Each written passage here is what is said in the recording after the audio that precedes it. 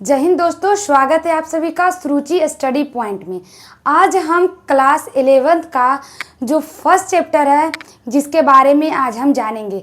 Class 11th में हमें first chapter में पढ़ने को है जीव विज्ञान। जीव विज्ञान यानी कि हम कह सकते हैं जीव जगत के बारे में हम अध्ययन करने वाले हैं 11th के फर्स्ट चैप्टर में। देखिए बाबू, हमने पॉलिटिकल साइंस का भी वीडियो बनाकर डाला है, हिस्ट्री का भी, और थोड़ा सा हम बहुत सारे ऐसे स्टूडेंट थे जो बोल रहे थे मैम आप थोड़ा सा बायोलॉजी का वीडियो बनाकर डालिए, तो इसीलिए हम बायोलॉजी पे भी एक वीडियो बनाकर डालें। अगर आप लोग को अच्छा लगे मेरा कंटेंट या मेरा क्लास, मेरा जो पढ़ाने का तरीका, समझाने का तरीका, तो प्लीज़ आप कमेंट कीजिएगा, हम और भी बायोलॉजी पे भी वीडियो बनाकर डालेंगे। तो आज हम पढ़ने वाले हैं बायोलॉजी। बायोलॉजी में क्लास 11th का फर्स्ट चैप्टर जिसका नाम क्या है, जीव जगत।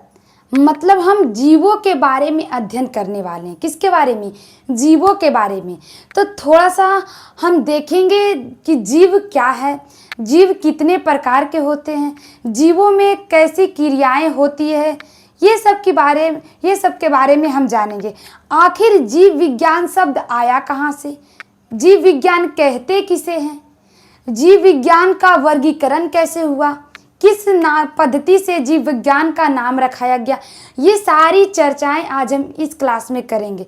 हमने बहुत सारा ऐसा टॉपिक है जो हम आप लोग को बताएंगे। यहाँ पे मैंने थोड़ा सा लिखा है जो भी, लेकिन हम ज़्यादा कोशिश करेंगे कि अपने मुंह से आप लोग को बताएं और समझाएं, और आप लोग प्लीज़ थोड़ा सा समझिएगा और मेरी बातों को नोट कीजिएगा या ध्यान से समझिएगा।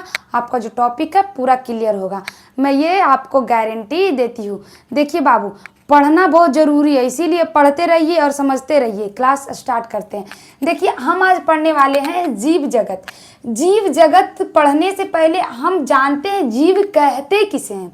आखिर जीव है क्या, जीव है क्या, लिविंग थिंग हम किसे कहते हैं। तो देखिए जीव में क्या होगा, श्वसन, पोषण, उत्सर्जन, परिवहन। वैसा जीव, वैसी क्रियाएं जिस जीव के अंदर होती है उसको हम क्या कहते हैं, सजीव कहते हैं। जिसमें श्वसन हो रहा, पोषण हो रहा, उत्सर्जन हो रहा, आपका कह सकते परिवहन हो रहा है, ये जितना भी क्रिया होता है, ये जितना भी प्रोसेस जिस जीव के अंदर होती है उसे हम क्या कहते हैं, जीव कहते हैं। ये बात समझ में आया। जीव भी दो प्रकार के होते हैं। जीव कितने प्रकार के होते हैं? दो प्रकार के। कौन कौन? तो एक होता है सजीव, एक होता है निर्जीव। कौन कौन? एक होता है सजीव, एक होता है निर्जीव। अब देखिए सजीव हम किसे कहेंगे, जैसा कि हमने बताया जिसमें लाइफ प्रोसेस होता है। जिसमें क्या होती है, लाइफ प्रोसेस। जैसे कि कोई गति कर रहा है कि जिसमें पोषण हो रहा है, जो न्यूट्रिशन को ले रहा है, जो परिवहन कर रहा है, जिसका शरीर में क्या हो रहा, परिवहन हो रहा है, जिसके जो उत्सर्जन कर रहा, जो रिस्पिरेशन कर रहा, उसको हम क्या कहेंगे, उसको हम जीव कहेंगे। अब निर्जीव किससे कहते हैं? तो देखिए जिसमें ना गति हो, ना पोषण हो, ना उत्सर्जन हो, ना परिवहन हो, उसी को तो हम निर्जीव कहते हैं। क्या ये जो बोर्ड है ये खाना खा सकता है? क्या हम इसको पनीर पूड़ी बना के देंगे तो ये खाएगा? नहीं खाएगा। लेकिन हम लोग को पनीर पूड़ी देगा तो हम लोग गप गप खा लेंगे, क्योंकि क्या है, हम लोग जीव हैं। हम लोग क्या है, जीव है। हम लोग में पोषण होता है, हम लोग खाना खाते हैं तब पोषण होता है। तो हम क्या बता रहे थे कि वैसा जीव जिसमें क्या होता है, श्वसन होता है, पोषण होता है, उत्सर्जन होता है, उसको हम क्या कहते हैं बाबू, तो सजीव कहते हैं। क्या ये जो बोर्ड है, ये मार्कर है, ये दीवारें हैं, क्या ये लोग में पोषण होगा? नहीं होगा। इसमें उत्सर्जन होगा? नहीं होगा। इसमें परिवहन होगा? नहीं होगा। तो ये क्या है, ये निर्जीव है। तो हमने क्या समझा, पहले हमने जीव के बारे में जाना, क्या जीव किसे कहते हैं। फिर जीव को दो भागों में बांटा गया, एक सजीव एक निर्जीव। क्या जीव को दो भागों में बांटा गया, एक सजीव एक निर्जीव। ये समझ में आ गया कि जीव किसे कहते हैं। अब देखिए जीव है, जीवों में भी दो भागों में बांटा गया। जीव को भी दो भागों में बांटा गया। एक ऐसा जीव होता है जो क्या हो, जो एक ऐसे जीव होते हैं जो स्वयं भोजन बनाता है, और एक ऐसे जीव होते हैं जो स्वयं भोजन नहीं बनाते हैं। एक वैसे जीव होते हैं। जीव कितने प्रकार के होते हैं? तो जीव 2 प्रकार के होते हैं। उसमें भी जीव 2 प्रकार के होते हैं, ये तो हमने जान लिया, सजीव निर्जीव। देखो बाबू, एक होता है जीव, जो होता है जीव को भी 2 भागों में बांटा गया है। जीव को 2 भागों में बांटा गया है, एक सजीव और निर्जीव हमने बता दिया। लेकिन एक ऐसा जीव होता है जो अपना भोजन खुद बनाता है। इसको हम कह सकते हैं कि पोषण के आधार पे, पोषण के आधार पे हम कह सकते हैं, न्यूट्रिशन के आधार पे फिर जीवों को 2 भागों में बांटा गया। पहले जीव को 2 भागों में बांट दिया कि भाई जो खाना खाएगा, जो परिवहन करेगा, उसको हम क्या कहेंगे? जीव कहेंगे। और जो परिवहन नहीं करेगा, खाना नहीं खाएगा, सांस नहीं लेगा, उत्सर्जन नहीं करेगा, उसको हम क्या कहेंगे? निर्जीव कहेंगे। ये तो बात क्लियर हुआ। जीव, अब देखिए पोषण के आधार पर, मतलब खाए पिए के आधार पर जीव को 2 भागों में बांटा गया। कैसे बांटा है? देखिए, जीव को खाए पिए के आधार पर कैसे 2 भागों में बांटा गया है। एक जीव को बांटा जो क्या करेगा? स्वयं भोजन बना के खाएगा। और एक जीव जो दूसरे पे डिपेंड है, एक जो खुद से भोजन बनाकर खाए, उसे हम स्वपोषी कहते हैं। और जो दूसर के भोजन छीन के खाए, उसको हम क्या कहते हैं? विषमपोषी या परपोषी। क्या कहते हैं? विषमपोषी, या हम कह सकते हैं परपोषी। तो देखिए 2 भाग में बांटा कि नहीं? पोषक के आधार पर, पोषण के आधार पर जीव को। तो कौन हो सकता है? सोचिए जरा, सोचिए, कमेंट कीजिए, कौन हो सकता है कि जो स्वयं भोजन बना सके? थोड़ा सा दिमाग दौड़ाइए, तो कौन होगा? पेड़ पौधा होगा। कौन होगा? हरा पेड़ पौधा। हरे पेड़ पौधे अपना भोजन बेचारा खुदे बनाता है, उसको कोई नहीं देता, उसको कोई नहीं बना देगा। हलवा पूरी खुदे बनाकर खाता है, और खुद खाए करता है, दूसर के भी देता है। अब कहिएगा दूसर के कैसे देता है? अब कोई भी पेड़ पौधा है, वो अपना खाना बनाकर खाया, खाना बनाकर खाने के बाद उनसे क्या होता है? हमें फ्रूट मिलती है, अनाज मिलता है, फल मिलता है, सब्जी मिलती है, और हम लोग उसको ग्रहण करते हैं। तो हम लोग किस पे डिपेंड है? हम लोग पेड़ पौधे पे डिपेंड है। कितना लोग मुर्गा काट के खाता है, कितना लोग अंडा खाता है, मछली खाता है, ईऊ खाता है। और तो हम लोग जीवों पे भी डिपेंड है, जीवों को भी हम लोग मार के खा जाते हैं। मनुष्य बहुत दलिद्र होता है, जीवों को भी खा जाता है। तो हमने क्या जाना? जीव 2 प्रकार के होते हैं। किसके आधार पे? तो पोषण के आधार पे, एक स्वपोषी, एक विषमपोषी।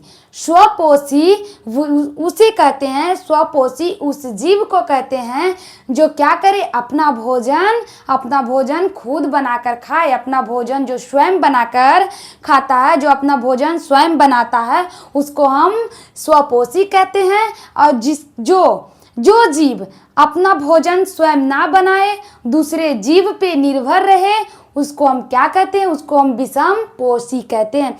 जैसे एग्जाम्पल में स्वपोषी में हो जाएगा हरे पेड़ पौधे। हरे पेड़ पौधे कैसे भोजन बनाते हैं?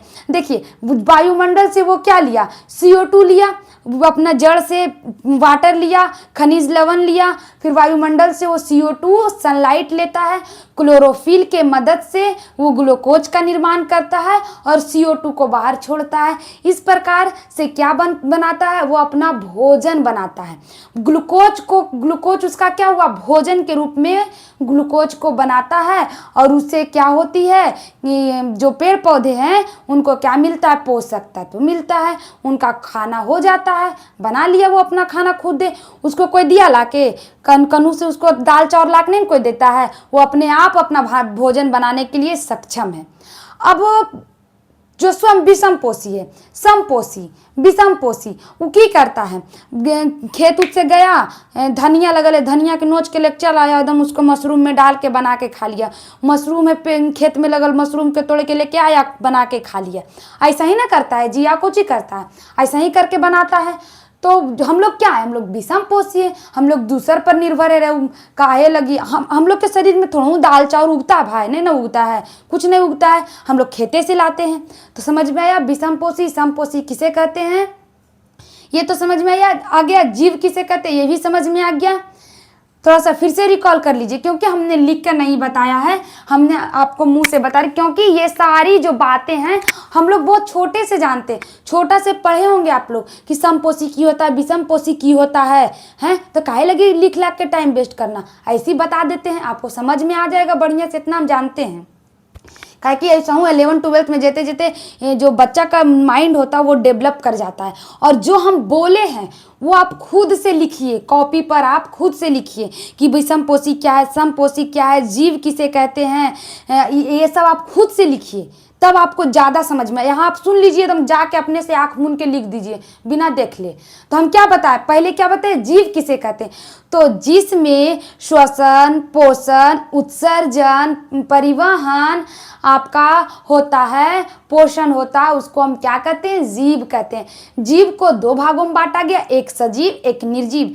जो पोषक तत्व लेता है, जो सांस लेता है, जो परिवहन करता है, जो उत्सर्जन करता है, उसको हम जीव के कैटेगरी में डाल देते हैं। जो ये सब काम नहीं करता उसको की कहते हैं, हम निर्जीव कहते हैं। हो गया, समझ में आ गया। उसके बाद देखिए, पोषक के आधार पर भी दो भागों में बाटा नहीं, एगो बाटा स्वपोषी, एगो विषमपोषी। स्वपोषी की किया, अपना भोजन खुदे बना के खाया। विषमपोषी को बनल बनावल मिला, पकाता है, अपना स्वाद के अनुसार वो भोजन को पकाता है, ना कि वो भोजन को उत्पाद करता, ना कि वो भोजन को क्या करता, उत्पाद करता है। कौन, तो विषमपोषी। बात क्लियर हुआ। अब हम टॉपिक पे आते हैं जो हमें आज पढ़ने को है, जो हम पढ़ा रहे हैं, ये भी हमारा इसी टॉपिक में है। ये भी जो जितना चीज़ हमने बताया इसी में है, क्योंकि हमने जीव विज्ञान को शुरुआत किया है जीव विज्ञान का, तो ये सारी नॉलेज होना बहुत ज़रूरी है। अब देखिए, जीव जगत में कहने का अर्थ क्या हुआ, क्या, द लिविंग थिंक वर्ल्ड, मतलब दुनिया में बहुत सारे जीव हैं, बहुत सारे जीव है दुनिया में, बहुत प्रकार के जीव जंतु हैं। अब जीव कहने का अर्थ आप ये नहीं समझिएगा कि खाली मुर्गा है, शेर, बकरी, गधा, भैंस, ये सब ना है। आदमियों, सुंदर सुंदर जो लड़की होती है जो सोचती है बहुत सुंदर, वो भी जीवे में आती है। किस में आती है, जीवे में आती है, उसको भी हम जीवे कहते हैं। किस लैंग्वेज में, तो बायोलॉजी के लैंग्वेज में। बायोलॉजी के लैंग्वेज में वो भी क्या कहलाई, जीव कहलाई। Not beautiful girl, you are jeev, understand. इसीलिए घमंड नहीं करना चाहिए ब्यूटी पर, ब्यूटी ढल जाता है, लेकिन माइंड में आपका जो ज्ञान है वो कभी भी नहीं ढलता। इसीलिए सुंदरता पे नहीं घमंड करो, घमंड अपने ज्ञान पे भी नहीं करना चाहिए। घमंड आप उस पे कीजिए जब आप कुछ सक्सेस कर जाइए, और सक्सेस करने के बाद आपके माँ बाप को आप पे गर्व हो, तब आप घमंड कीजिए। अब देखिए, जीव कहा गया है, जीव जगत के बारे में आज हम पढ़ने जा रहे हैं। तो हम पहले पढ़ते हैं कि जीव विज्ञान है क्या। हमने तो अभी जीव के बारे में बताया, हमने आपको क्या बताया, जीव के बारे में बताया। अब हम जीव विज्ञान क्या है इसके बारे में जानते हैं। जीव विज्ञान का शब्द किसने दिया इसके बारे में जानते हैं। जीव विज्ञान को बांटा कैसे इसके बारे में जानते हैं। तो देखिए, जीव विज्ञान हम कहते किसे हैं, What is बायोलॉजी, बायोलॉजी हम कहते किसे। तो देखिए, जीव विज्ञान यह विज्ञान की वह शाखा है जिसके अंतर्गत जीवधारियों के बारे में पढ़ते हैं। किसके बारे में पढ़ते बाबू, जीवधारियों के बारे में पढ़ते हैं। जीवधारी मतलब क्या होगा, जो भी व्यक्ति हैं, जो भी जीव हैं, वो क्या कर सके, अपना बच्चों को क्या पिला सके, दूध पिला सके। या जीवधारी हम उसे भी कहते हैं जो सांस ले सके, जीवधारी कहलाता है। जो जीवधारी तो मेन रूप से हम वही कह सकते हैं कि जीवधारी जो भी जीव अपने बच्चों को दूध पिलाता है उसको हम जीवधारी कहते हैं। या वह शाखा जिसके में हम जीवों के बारे में पढ़ते हैं उसको हम क्या कहते हैं, जीव विज्ञान कहते हैं। जीव विज्ञान में वो भी आता है जो भी अपने बच्चों को दूध पिलाता है उसको भी हम जीवधारी कहते हैं। और जो श्वसन, पोषण, उत्सर्जन, परिवहन जो भी क्रियाएं कर रहे हैं उसे भी हम क्या कहते हैं, हम जीव कहते हैं। क्या कहते हैं, जीव कहते हैं। तो हम इसी के बारे में पढ़ते हैं। तो यह विज्ञान की वह शाखा है जिसके अंतर्गत हम जीवधारियों के बारे में पढ़ते हैं। विज्ञान में हम किसके बारे में पढ़ते हैं, जीवों के बारे में पढ़ते हैं। और किसके बारे में पढ़ेंगे, जीव के बारे में। तो देखिए, ये तो समझ में आया, जीवों के बारे में हम पढ़ते हैं। लेकिन आखिर जीव विज्ञान शब्द का प्रयोग किसने किया, आखिर केकर दिमाग में ये आया कि हम जीव विज्ञान के बारे में बताएं, जीव विज्ञान के बारे में बताएं, कौन सोचता है? तो जीव विज्ञान के का शब्द का प्रयोग सर्वप्रथम लैमार्क और ट्रेवी रेनस और लैमार्क जी जो थे वो प्रथम जीव विज्ञान शब्द का प्रयोग करते। क्या प्रयोग करते? जीव विज्ञान का शब्द। तो क्वेश्चन में आएगा बाबू कि सर्वप्रथम जीव विज्ञान शब्द का प्रयोग किसने किया? तो किसने किया क्या बताइएगा? लैमार्क और ट्रेवी रेनस। लैमार्क और ट्रेवी रेनस। जो लैमार्क थे वो कहाँ के थे? तो फ्रांस के थे। लैमार्क कहाँ के थे? फ्रांस के थे। ये दोनों मिलकर क्या करते हैं? तो जीव विज्ञान शब्द का प्रयोग करते हैं सर्वप्रथम। क्लियर? इतना समझ में आया? हम आगे बढ़ते हैं। देखिए, जीव विज्ञान को क्रमबद्ध ज्ञान के रूप में विकास। अब सोचते होंगे आप लोग कि शब्द दिया लैमार्कवा शब्द दिया, लेकिन अरस्तु इसका पिता कैसे बन गया? दिमाग में बात आता होगा नहीं? कभी आप लोग सोचते हैं आखिर अरस्तु को जीव विज्ञान का पिता काहे कहा जाता है? कैसे उसको फादर कहा गया जीव विज्ञान का? तो देखिए, हम आपको एकदम बढ़िया समझाते हैं। देखिए, कहा है जीव विज्ञान को क्रमबद्ध ज्ञान के रूप में विकास प्रसिद्ध ग्रीक दार्शनिक अरस्तु ने किया। देखिए, जो जीव विज्ञान का क्रमबद्ध ज्ञान, आखिर जीव विज्ञान के बारे में अध्ययन किया और अध्ययन करके उसको क्रमबद्ध ज्ञान दिया कि अरे जीव विज्ञान में ये आता है। ये तो सिर्फ शब्द दे के छोड़ दिया, किया शब्द दे दिया, उसके बाद छोड़ दिया। लेकिन इस जीव विज्ञान शब्द पे क्या करते हैं? रिसर्च करते हैं और उस पे क्रमबद्ध ज्ञान देते हैं, सबको बताते हैं कि जीव विज्ञान में हम ये चीज़ के बारे में पढ़ते हैं, जीव विज्ञान हमको ये चीज़ बताता है। ये सारी बातें कौन बताते हैं? अरस्तु बताते हैं सबसे पहले। तो यही कहा गया इसमें कि जीव विज्ञान को क्रमबद्ध ज्ञान के रूप में विकास किया प्रसिद्ध ग्रीक दार्शनिक अरस्तु ने किया। उन्होंने ही सर्वप्रथम पौधों एवं जंतुओं के जीवन के विभिन्न पक्षों और विषयों में अपना विषय प्रकट किया। उन्होंने क्या किए? उन्होंने किए कि देखो, ये जो पौधा है ने, पौधा और जंतु दोनों के जीवन के बारे में अध्ययन करते हैं। पौधा के भी बारे में अध्ययन करते हैं और जंतु के बारे में भी अध्ययन करते हैं। और दोनों के अध्ययन कैला के बाद वो क्या करते हैं? अपना विभिन्न पक्ष देते हैं कि देखो, सजीव इसे कहते हैं, निर्जीव ये पेड़ पौधा में ये होता है, जंतु में ये होता है। ऐसे करके अपना वो पक्ष देते हैं। कौन देते हैं?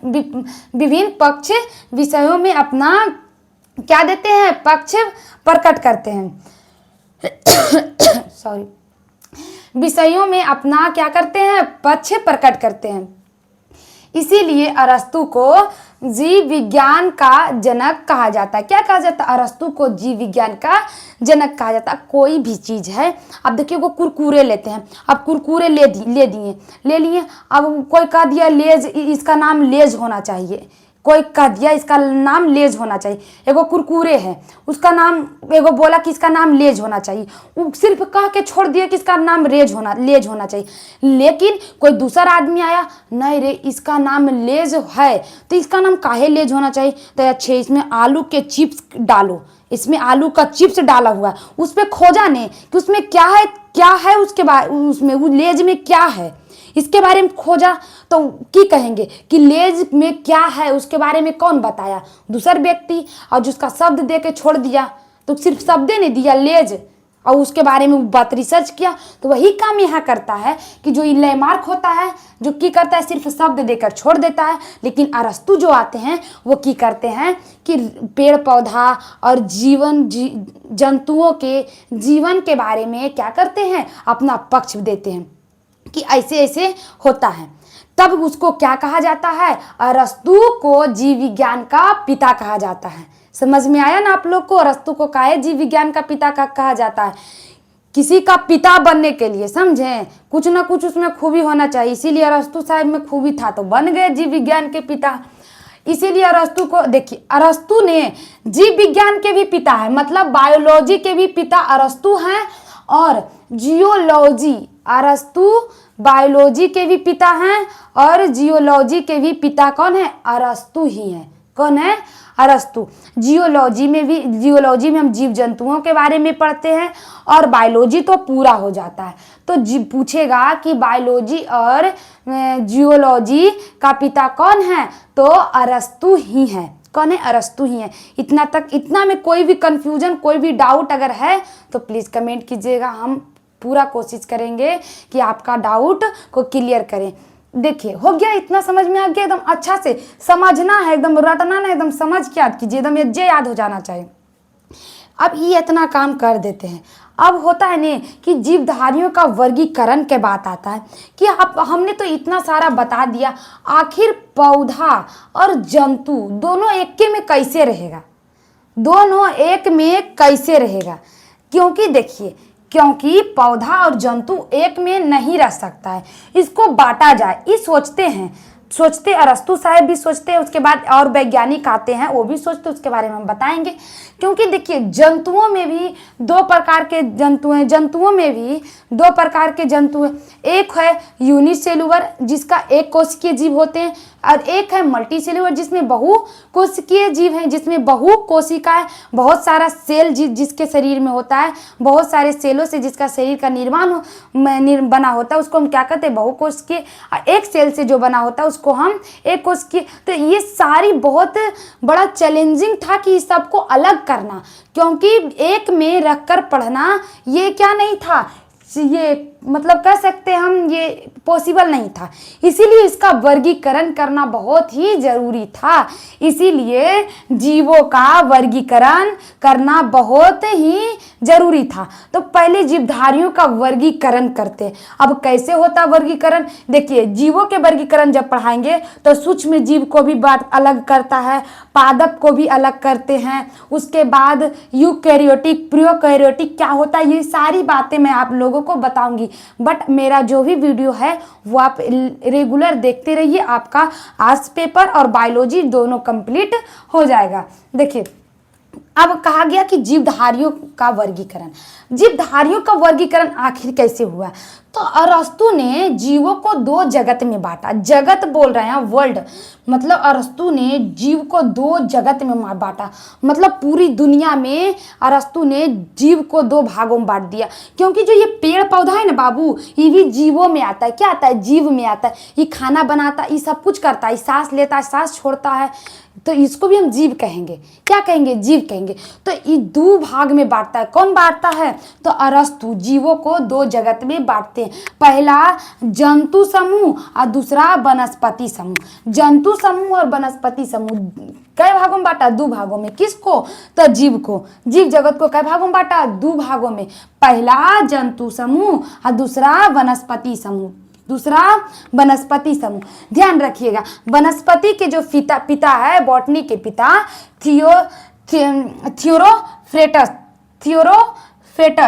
थियोरोफेटस जो हैं वो क्या है? ये आपका वनस्पति विज्ञान का पिता है। और जियोलॉजी और बायोलॉजी के पिता अरस्तु है, और थियोफ्रेटस जो हैं वो बॉटनी के पिता हैं, जिसे हम वनस्पति विज्ञान कहते हैं। अब देखिए, यहाँ पे दो बात आप लोग को समझ में आ रहा होगा कि जंतु विज्ञान हम किसे कहते हैं और वनस्पति विज्ञान हम किसे कहते हैं। तो जंतु विज्ञान हम उस शाखा को कहते हैं जिसमें हम जीव जंतुओं के बारे में अध्ययन करते हैं बाबू। उन्हें हम क्या कहते हैं? उन्हें हम जंतु विज्ञान कहते हैं, या हम जंतु विज्ञान कहते हैं। किस जंतु विज्ञान किसे कहते हैं? जंतु विज्ञान वह शाखा जिसके अंतर्गत हम किसके बारे में पढ़ते हैं? जीव जंतु के बारे में पढ़ते हैं। सिर्फ जीव जंतुओं के बारे में जिसके अंदर हम पढ़ते हैं उसको हम क्या कहते हैं बाबू? उसको हम क्या कहते हैं? आपका जंतु जगत कहते हैं, या हम कह सकते हैं जंतु विज्ञान कहते हैं, जिसको हम जियोलॉजी कहते हैं। वनस्पति विज्ञान में विज्ञान की वह शाखा जिसके अंदर हम पेड़ पौधे के बारे में पढ़ते हैं, वनस्पति के बारे में पढ़ते हैं। वनस्पति मतलब ही होता है पेड़ पौधा, उसके बारे में पढ़ते, उसको हम क्या कहते हैं? वनस्पति विज्ञान। उसको हम बॉटनी कहते हैं। उनके पिता कौन है बाबू? तो उनके पिता थियोफ्रेटस है। उनके पिता कौन है? फ्रेटस। इतना समझ में आया? इतना तक कोई डाउट नहीं होगा। आई होप इतना तक कोई डाउट नहीं होगा। अब देखिए, अब आता है कि दो भागों में बांट दिया। सबसे पहले ये क्रमबद्ध ज्ञान भी देते हैं अरस्तु, और सबसे पहले जीवों को दो जगत में बांटने का भी काम कौन करते हैं? अरस्तु करते हैं। कौन करते? अरस्तु। जंतु समूह और वनस्पति समूह, जंतु समूह और वनस्पति समूह। अब देखिए, अरस्तु के बाद में लीनियस साहब आते। कौन आते? लीनियस आते। कौन? लीनियस। देखिए लीनियस, बोलिए मेरे साथ, बोलिए, तभी आप लोगों को याद होगा। देखिए यहाँ लैमार्क है, शब्द का प्रयोग लैमार्क, लीनियस और लैमार्क में कंफ्यूज मत होइएगा। लीनियस किसको कहा गया? लीनियस ने शब्द दिया किसका? जीव विज्ञान का, लेकिन जो लैमार्क ने शब्द दिया जीव विज्ञान का, लेकिन लीनियस ने क्या किया? इसको बांटा। किसको बांटा? तो जीवों को दो भागों में बांटा। जीवधारियों का वर्गीकरण में जीवों को दो भागों में बांटते हैं। कौन? तो लीनियस था। अरस्तु के बाद लीनियस ने भी अपनी पुस्तक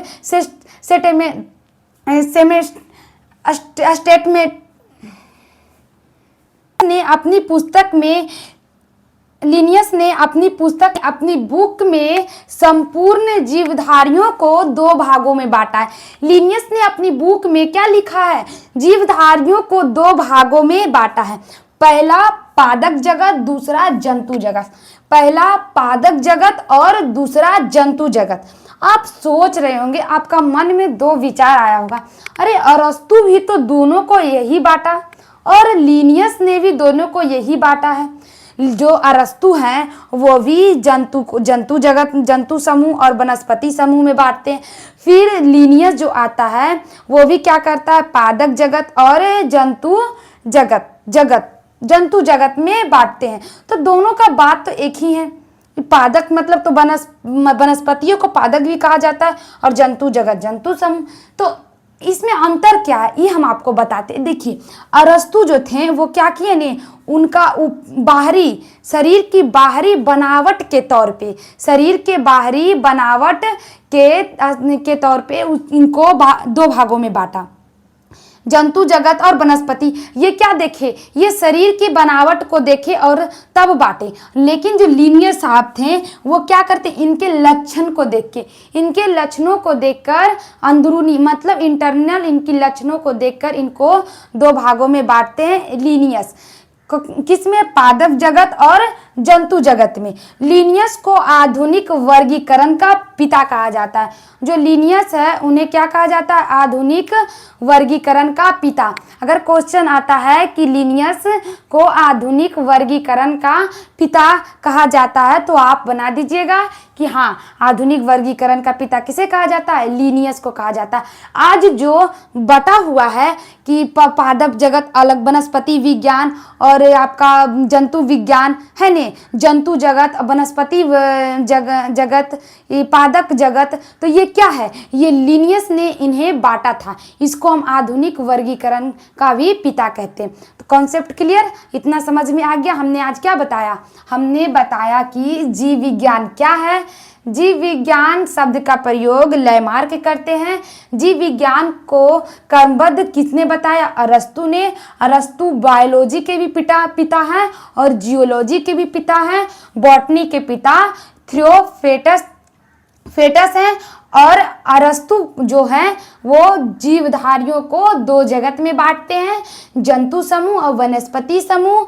लीनियस जो थे उन्होंने भी संपूर्ण जीवधारियों को दो भागों में बांटते हैं, पादक जगत और जंतु जगत। लीनियस को आधुनिक वर्गीकरण का पिता कहा जाता है। अब इससे नेक्स्ट वाले वीडियो में हम जो वर्गीकरण हुआ है, क्लासिफिकेशन और ये जो जंतु के बारे में वर्गीकरण किया गया है उसके बारे में हम नेक्स्ट वीडियो में देखेंगे कि आखिर 5 तरीके से कैसे इसको वर्गीकृत किया गया है। मोनेरा ये सब के बारे में हम नेक्स्ट वीडियो में पढ़ेंगे। जय हिंद।